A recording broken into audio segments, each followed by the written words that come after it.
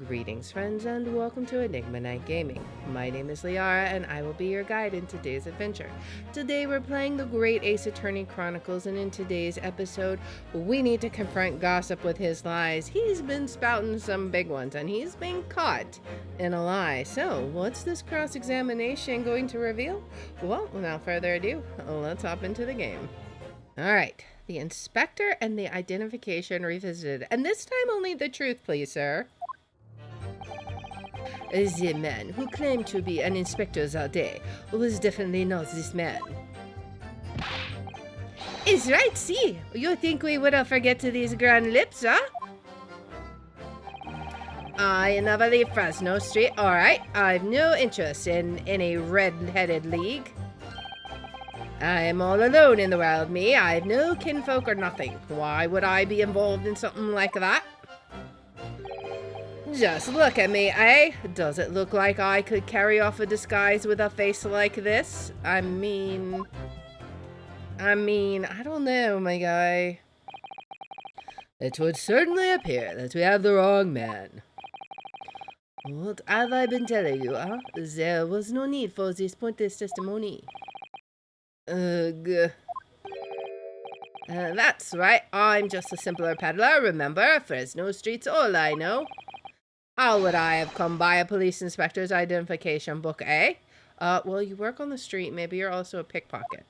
Just saying. Well, yes, that's hard to explain, but... A brief cross-examination, I think, counsel. Very brief. Ugh. Isn't there anyone in this courtroom who thinks I might be onto something? I stand steadfastly at your side as always, Mr. Naruto. And Kazuma's just like, we'll just see how this goes. Oh man. Although, I don't know. I feel like there's definitely some lies going on.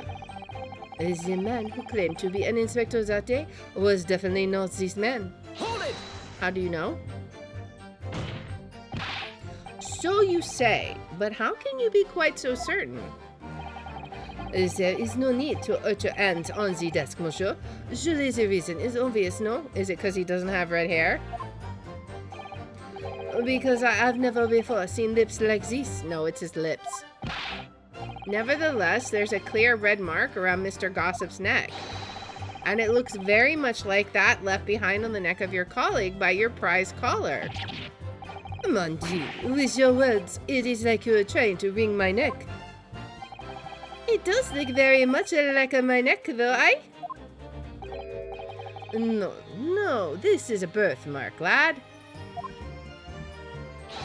The biggest lips in London and a neck to die for. Aye, they broke the mold when they made me. Unless he got punched and that's why his lips are big. For the first time in my life, I feel lucky to have been born with red hair. And I thought being Japanese made you stand out in London.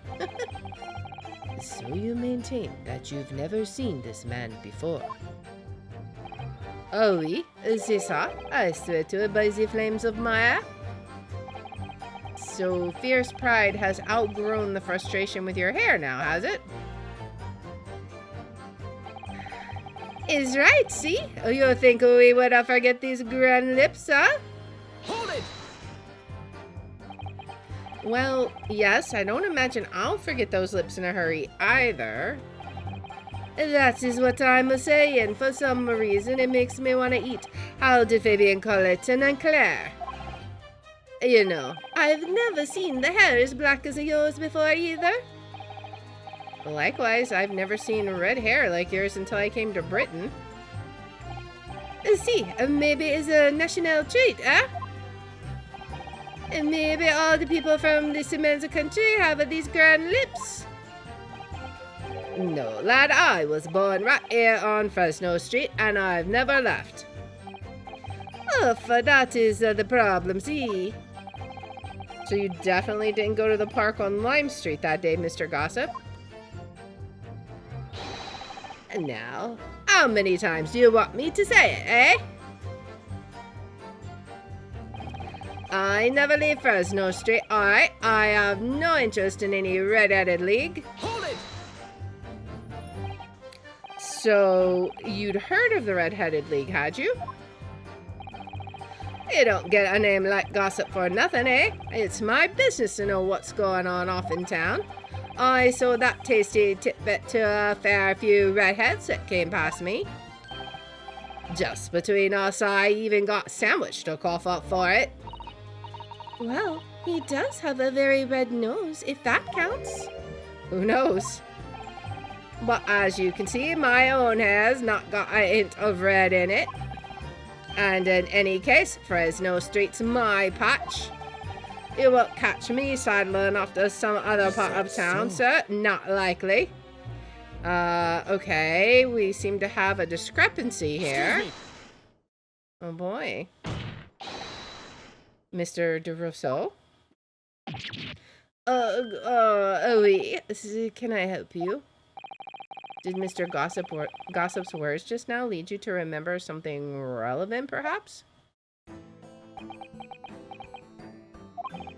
It was the other day when I was looking for a place near the park, a small house or something. To be the headquarters of your Red-Headed League, yes. I visited an housing agent on Lime Street and there I saw him. This man was paying money to the agent. What?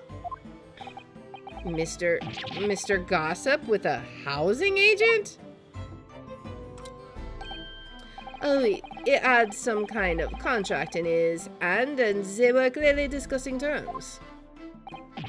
But no, you're mistaken, chum. I've never left Fresno Street, me, like I said before. You've mistaken me for someone else, someone with the same face. No, the capo is right. I remember it too. It was paying the man with the banknotes. With notes. Like I said, that wasn't me. I was curious why this man with the dirty clothes had so much money. So I looked at the name on the papers. What name was written? Mr. Gossip? No, this man, he lies. He tells you that he has no name. But in fact, his name is Hugh Boone, huh? Is better than Mr. Gossip, I think, see? No. I think we've just blown the case wide open. I'm a peddler of tidbits of information, like I said, on Fresno Street, and that's that. I don't much like folk talking about my personal life. Indeed. And it is not the intention of the court to invade the privacy of witnesses. Very well, I shall respect your wishes, sir. The aforementioned name shall be redacted from all court records of this trial, assuming no objections. Objection! I'm sorry, my lord, but the defense does object. Because the name just mentioned has a very deep significance to this case. Isn't that who the room was rented to? Good gracious! Do you similarly object, Prosecutor Shogi? As it happens, my lord, that particular name has already been mentioned during today's proceedings. Well, I never! In what capacity? Hugh Boone. The name of the leaseholder of the room. Let me put it very simply. The victim's body was discovered in your rented room. Look how awful he looks now. I suggest, sir, that you start talking. Well, alright. I suppose that might be the case, Oh man. What are we going to discover here? So your real name is Hugh Boone. Just say yes. Well, just between us, I don't like to blow my own trumpet, but there's no finer peddler of tidbits in town.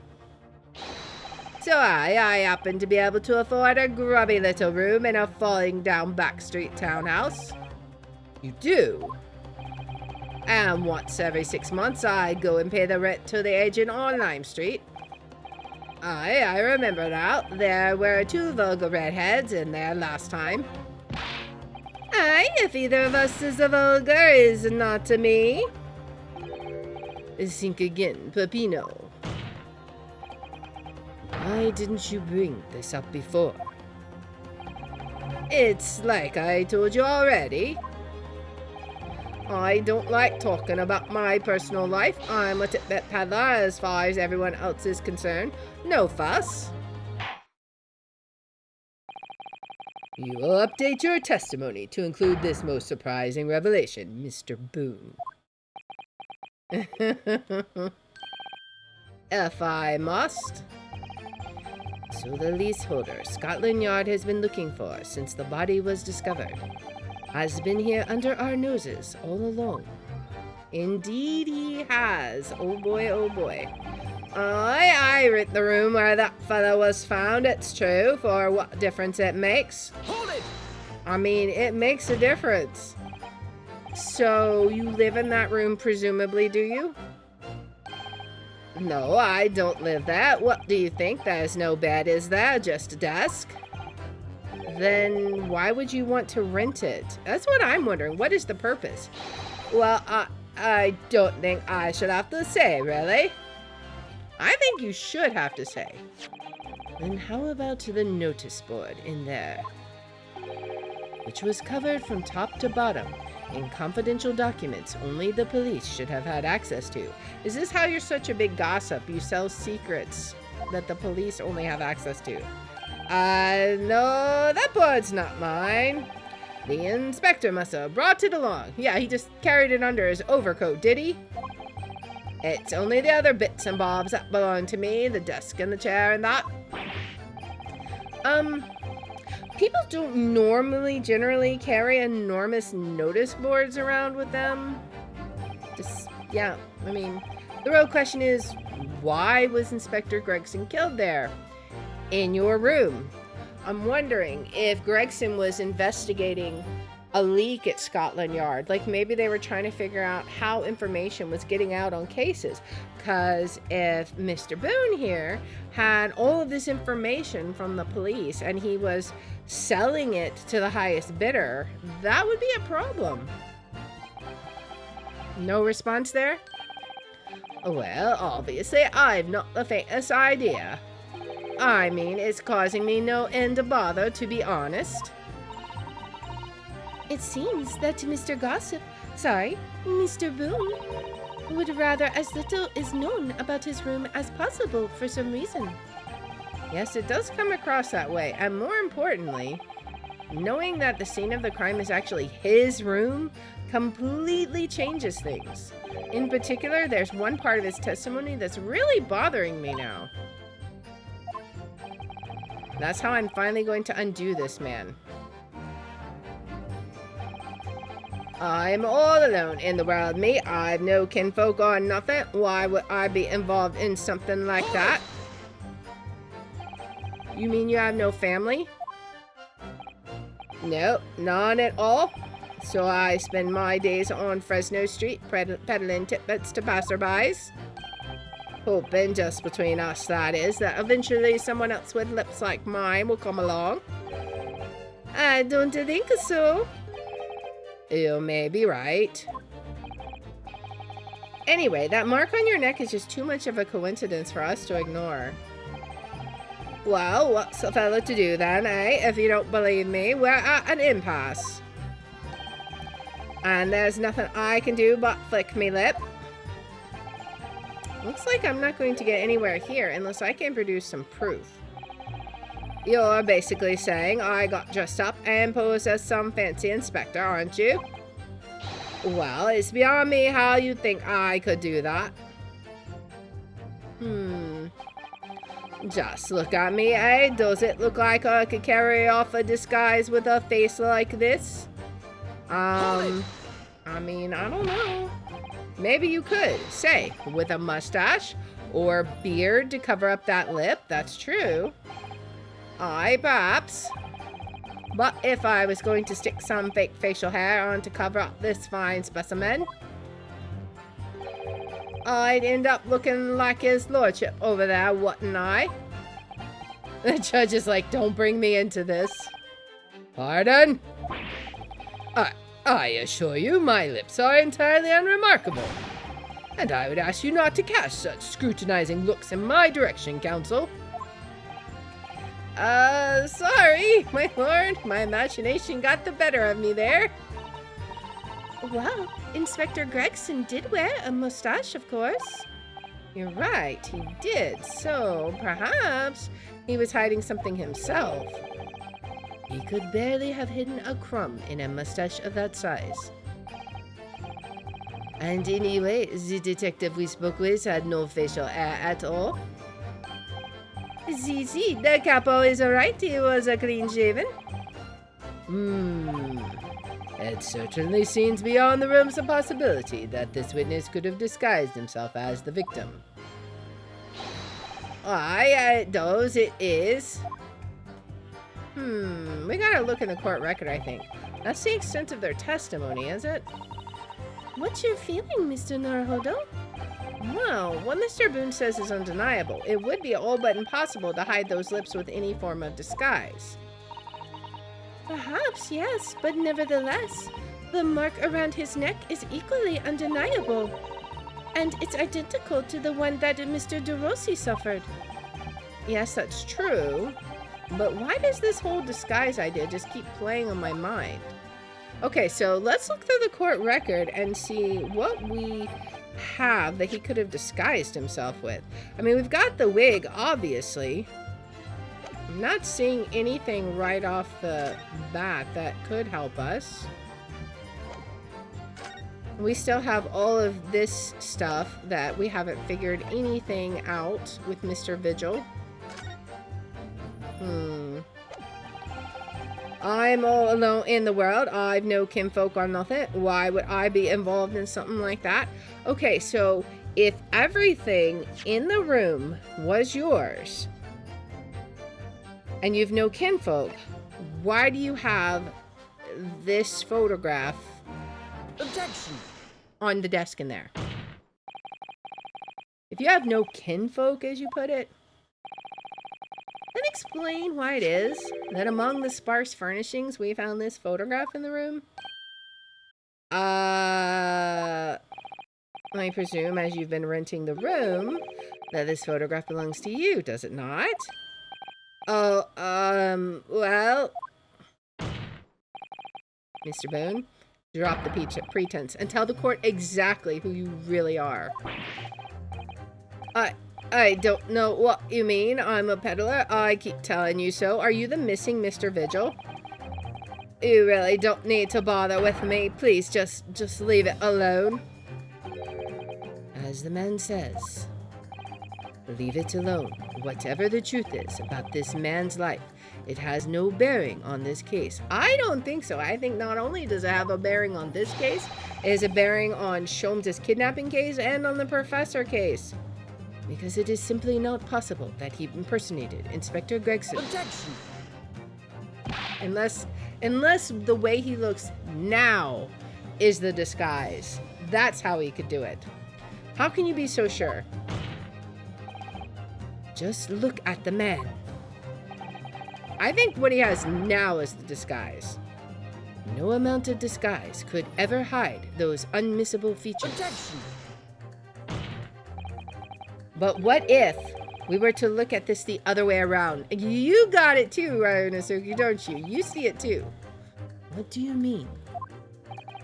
Yes, counsel, what do you mean? Well, there's no denying that Mr. Boone's lip is very prominent indeed. But consider the possibility that his prominent lip is itself part of an elaborate disguise. Exactly. He knows we figured it out.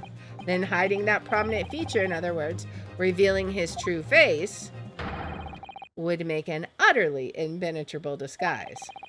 Wouldn't you agree, Mr. Hugh Boone?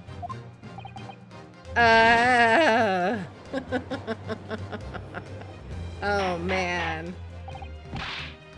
Good witness, are you still hiding the truth from this court? He's getting annoyed. Time to fess up.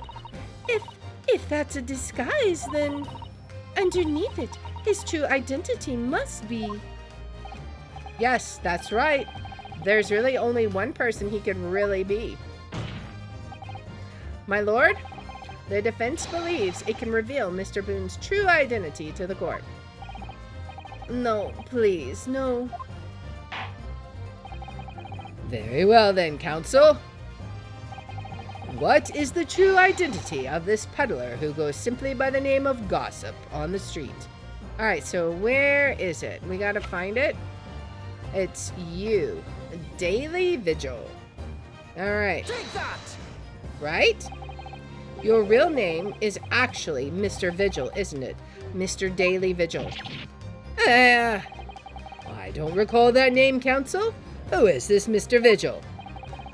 It's a name I encountered yesterday, my lord. It has to do with a certain client of Mr. Herlock Sholmes. A young gentlewoman came to the detective asking him to locate her missing husband. The woman in this photograph, in fact. This is Mrs. Vigil. What? From what I understand, you haven't returned home since the night before the inspector was found dead. But of course on that night, you were being held captive by the two red-headed League men. And last night, you were put up by the prosecution service in preparation for testifying in this trial, because we'd been led to believe that you, Miss Venus, and Mr. Sandwich were all homeless. Being important witnesses in this case, we needed to know where we could find you, of course. And that explains why you've not only been unable to return home, but also unable to contact your wife, who's been beside herself with worry, waiting for you at the Vigil residence. Now, just you hold on a minute. What are you talking? What I'm talking about? Really? It's a simple enough matter to confirm my suspicions. All we have to do is pull off that disguise. No, please. Bailiff, bring soap, a sponge, and a washbowl at once. Mr. DeRusso and Mr. DeRossi, you will restrain the witness. Oh, oui, my lord. Si, my lord.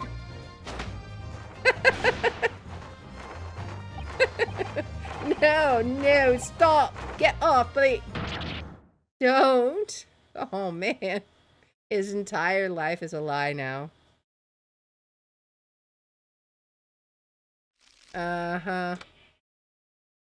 Yep. I knew it. I knew it.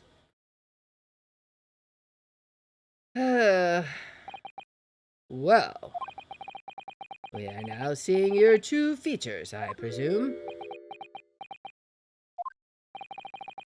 Lift your head, sir, so the court can see your face. Oh, man. It would appear that the defense counsel's assertion was entirely correct. Of course it was. This has all been a very elaborate deception. So witnesses, tell the court, have you seen this man before? I don't believe it, but... See, there is no question. This is the inspector we saw in the park. Extraordinary! Oh, man. On the day of the Red-Headed League enrollment, the man claiming to be Inspector Gregson, who appeared before Mr. DeRusso and Mr. DeRossi in the park, was you disguised as the inspector, or rather, was you posing as the inspector in no disguise at all. Yeah, he can't even defend himself. Mr. Vigil was formerly employed as the chief warder at Barclay Prison. The chief warder? Then your career had promise. Why, you would quite possibly have become the future governor of the prison. What on earth have you been doing peddling tittle-tattle on Fresno Street? Well, it's been 10 years since Mr. Vigil worked at the prison. 10 years.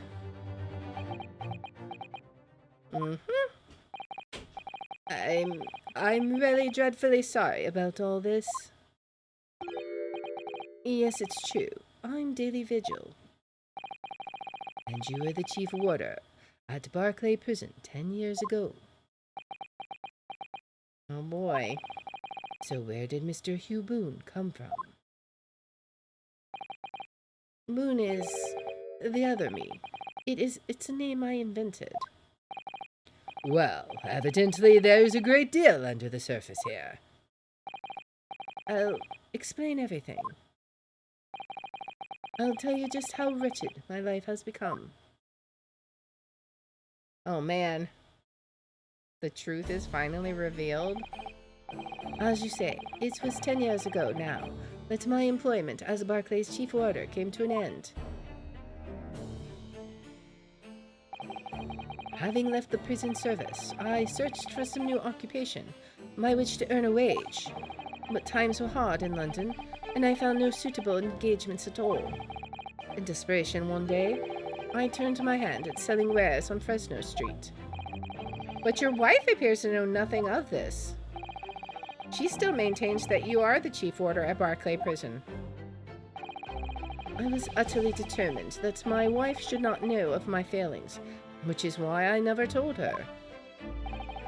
I opened an account at the bank under the name of Hugh Boone, and I rented the cheapest room I could find on Fresno Street, the scene of the very crime we're investigating. Yes, that's right. A place from which I could emerge every morning at 8 as a squalid peddler, and transform myself back every evening at 5 into a well-dressed man about town before returning home. That quickly became my daily routine. I was puzzled by the lack of furniture in the room, but that explains it. But why on earth didn't you just tell us this in the first place? Why all the secrets? I have a wife, sir, and 2 sons. And without wishing to sound self-conceited, they regard me with some pride. I couldn't bring myself to disappoint them.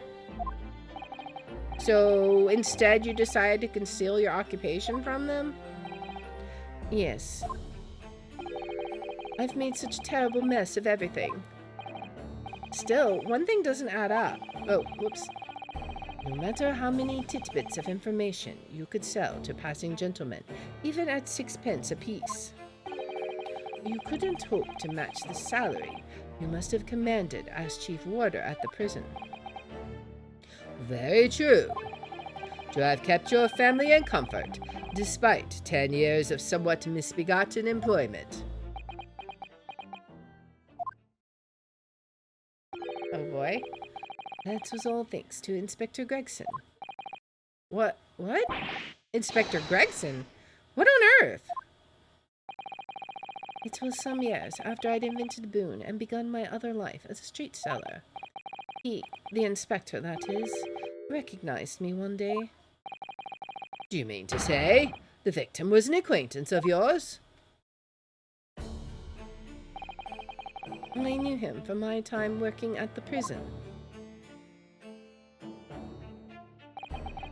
When he saw what I'd become, he was deeply troubled for me and my family. And from that day forward, he visited me on Fresno Street with increasing regularity. Then one day, he asked me if I would carry out a secret assignment for him. A secret? What was it? Was it to investigate the red-headed, league? I was to impersonate the inspector. What? Impersonate him? I don't know about that. That's mighty convenient. We always met in that little room so the inspector could brief me. Visit Orxie's tomorrow and take a statement from the proprietors. It was always something along those lines. Surveillance work, interviewing people. On those occasions, he would lend me his identification so people would believe who I was. My instructions were to make an impression, to let people know that Inspector Gregson had been at work. And for those services, he compensated me financially. I mean, that does explain the money. A Scotland Yard inspector willingly relinquished his identification into your care with intent to deceive? That, as I'm sure I need not point out, is a very serious criminal offense. I don't think you're going to have very much luck prosecuting him, though, my guy. He's dead. I know it's a new shock. It's a shock, but Inspector Gregson is, in fact, deceased, so I don't think you can prosecute him. But why? What was the point of you impersonating him? I truthfully do not know. All I can say is that the inspector warned me on numerous occasions. Now remember, Vigil, I need your solemn word. You don't blab about this to anyone, alright?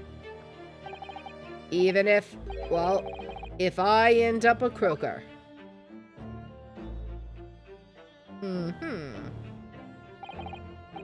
In time, he started to bring papers with him to the room as well. I mean, that does explain the board. It became something of a second office for him.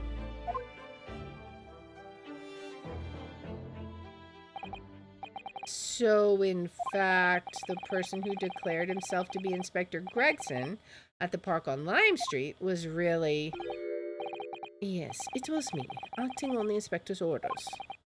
As usual, I removed my boon disguise, and then went as instructed to the park, armed with the inspector's identification book. It's never occurred to me that the bruise on my neck might give me away.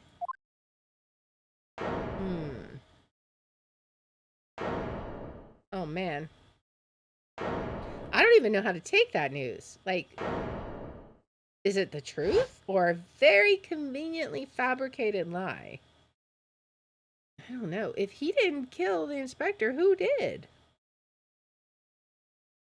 This is definitely not... What? Well, it would seem this confession completely destroys the defense's case. That's what I'm saying. Like, what's going on? I mean...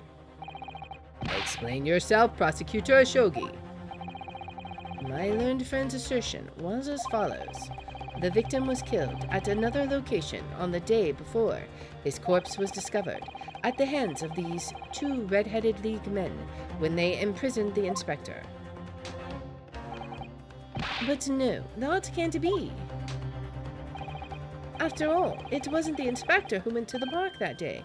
It was me. Oh, goodness. Finally, we have clarity. We had nothing to do with the murder of the inspector. And merci, Monsieur de la Défense, for proving it. Ugh. What do we do now, man? Order, order, order! Indeed, it would appear that we have reached a de facto conclusion of sorts. These witnesses had no involvement in the murder of the victim, as proven somewhat ironically by the defense. Ugh. I hereby call an end to the cross-examination. Oh boy. Hold it! Wait, what? Who is it? Pardon me, my lord, but with your permission, I would like to pose one further question to the witness. Kazuma? What question, counsel? It concerns the events of 10 years ago. I believe you would have been present at the very significant execution that was carried out at the time. 10 years ago. Ah, the professor case. The execution at the professor. Genshin Ashogi. That's Kazuma's father. I want to know exactly what your involvement was. Oh. Answer me, man. One moment, counsel. Is this related to the current case? I think they're all connected. Naturally. It is the prosecution's belief that this case and the events of 10 years ago are inextricably linked. I mean, I don't disagree. Does the defense concur, counsel? Kazuma, you're not yourself. You're not as calm and collected as usual. Poor Kazuma-sama. No wonder he's acting this way. Mr. Vigil's memories of what happened 10 years ago would tell the tale of Genshin Oshoki's last moment, his own father. I know. I do understand that. But even so... Because Prosecutor Ashogi, do you genuinely believe that this question requires an answer in order to learn the truth behind Inspector Gregson's death?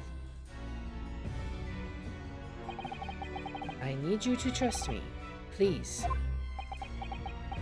I mean, I already thought they were connected, so I'm on board. Very well, then the defense has no objection. I see. In that case, you will answer the question, witness.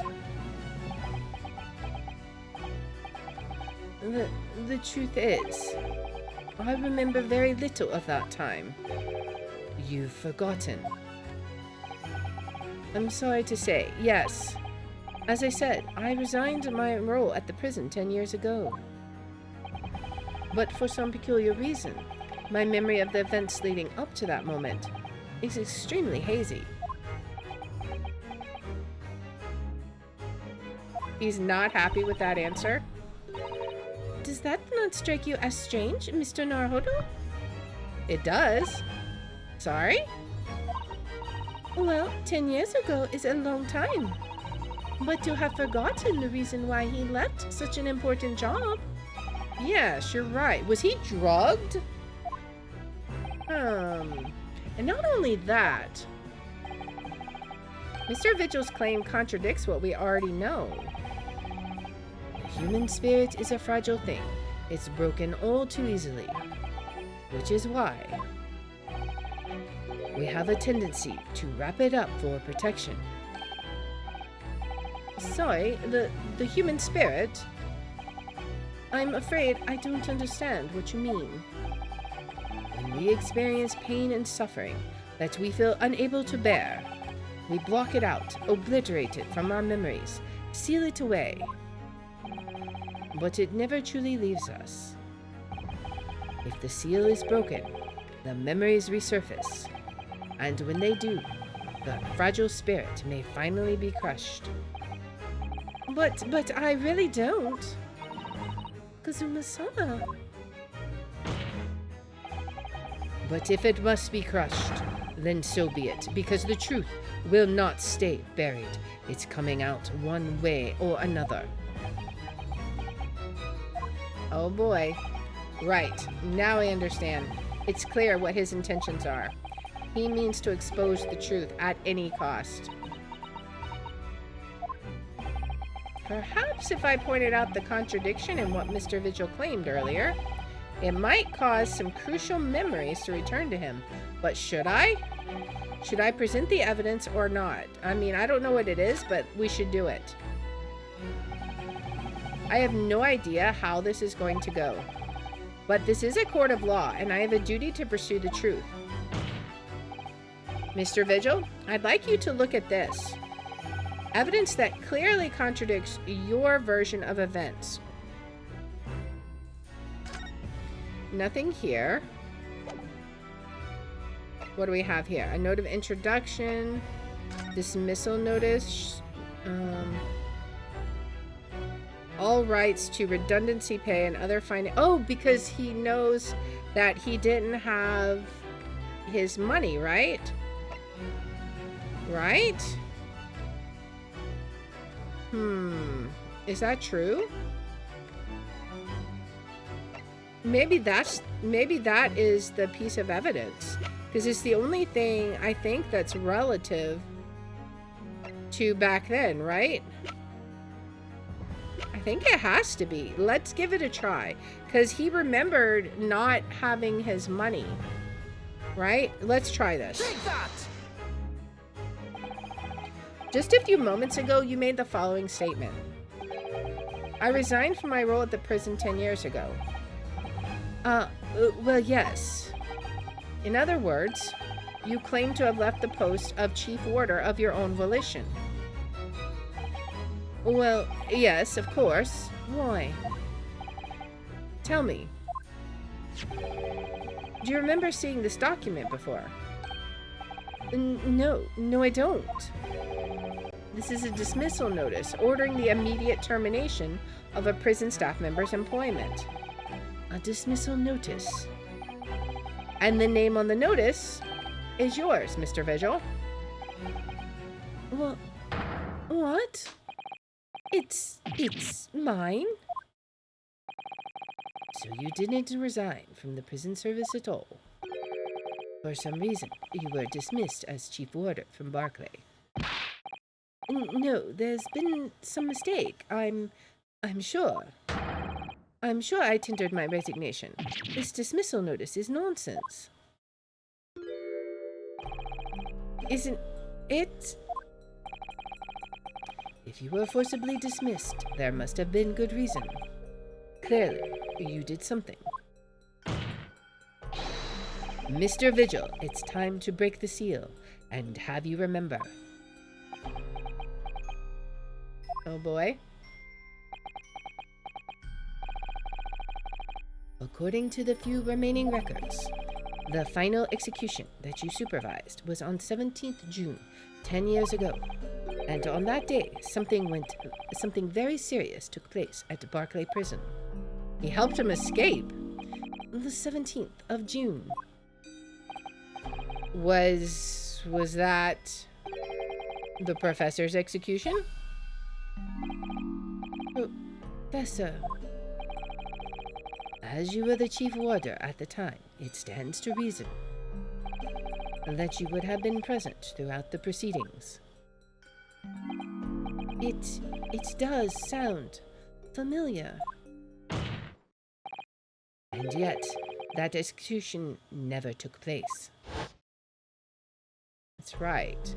This is the, it all goes back to this, doesn't it? The convict, ostensibly executed earlier that day, later re-emerged from his grave. The convict came back to life. In the cemetery in the middle of the night, there was a witness. However, the witness claims that a moment after he saw the convict clambering out of his grave, a gunshot rang out from over his shoulder, and the bullet pierced the professor's chest, killing him instantly.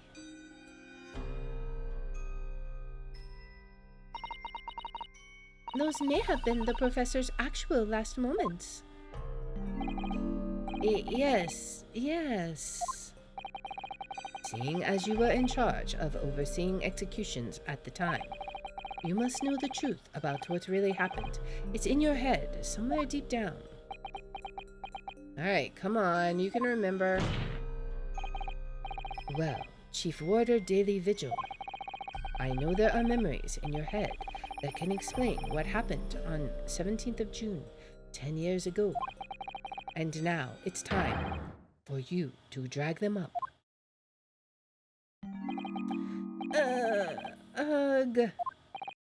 Mr. Vigil? Was he like hypnotized or something? What's going on here?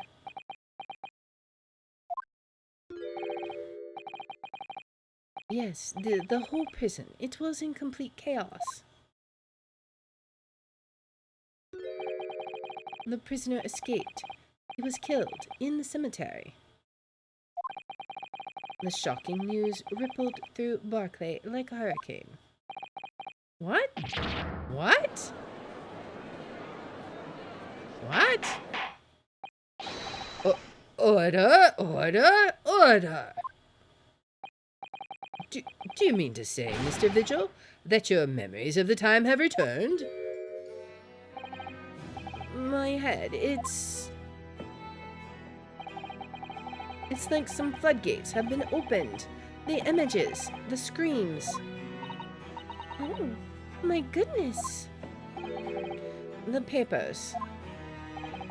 There were reports, articles about a man who'd seen a ghost. Yes, Enoch Jubber. But surely those reports were exaggerated. There were traces at the scene. Traces of what? In Newgate Cemetery at plot number 139. Blood, lots of blood. That's where the man was buried, of course. Obviously, something terrible had happened there. The depths of conspiracy and depravity from which this tale is emerging are quite staggering. I've reviewed the police records from that time extensively. A thorough investigation was conducted by Scotland Yard to ascertain how the convict managed to escape in the first place. And the conclusion reached by the investigating team was that a member of the prison staff must have been involved. Are you suggesting that a prison warder abetted the man's bid for freedom? I'm getting so involved in the story, I'm forgetting the voices. Yes, and I was suspected of doing it. Of using that mass murderer's execution as a way to help him escape. You did what? I remember now. The horror of it all is coming back to me. One evening, a few days after the execution, some detectives came to the prison. I was called to the governor's office at the top of the watchtower. Oh boy. I'm sorry, Daly. This is serious business, but I cannot help you know. As Chief Warder, you are responsible for overseeing the execution of Flore. Well, it seems the fellows at Scotland Yard want to have a few wee words with you about it. Oh boy. You better pack your things, laddie. You're to attend in person. As soon as he told me that, my mind just went completely blank. And the next thing I knew, Is he about to pass out? The professor, the most hated killer in our country's history. What is with that clock? And I let him escape. I'm finished. My life is over. And he just has a complete mental break now. Oh man. Oh man. Oh wow. Well, about that. Order! Bailiff, fetch a doctor at once! Man, what even is going on? This is crazy. Court is adjourned for the day with immediate effect. Oh man. So, with Mr. Vigil's collapse, proceedings came to an abrupt end for the day. I'll say. Once again overshadowed by the legacy of that notorious killer, appearing like a cursed ghost ship on a foggy ocean. Oh man. Lord Van Zeeks, Mr. Vigil, Cosima, and Gregson. They're all All of connected. them bound by invisible chains anchored to the same wreckage in the murky depths of the past. But the Exactly. miraculous light that had been trying to cut through the gloom and shine on those tragic events was playing on the edges of the truth at last. Maybe we'll finally get the truth. Oh man, my thoughts are reeling after that case. Like, it's not even over. It's just in recess. But what even did we make of everything that we learned there? Obviously, Gossip had some secrets there, and man, were they a doozy. Where is this gonna go from here? The professor is connected. In every case we do, he keeps popping back up. And I'm so curious, What is the story? What is the connection? When is it going to end? I don't know. We will find out more in the next episode. So if you like this kind of content, please make sure to like, subscribe, follow, share, all that good stuff. If you want to watch live, we're on Twitch at twitch.tv/LeR27. I have my schedule posted in the about and in the description. And if you want to see which games we're playing each day, I post them on x.com/LeR27. And I hope you join me in the next one. Until then, guys, bye.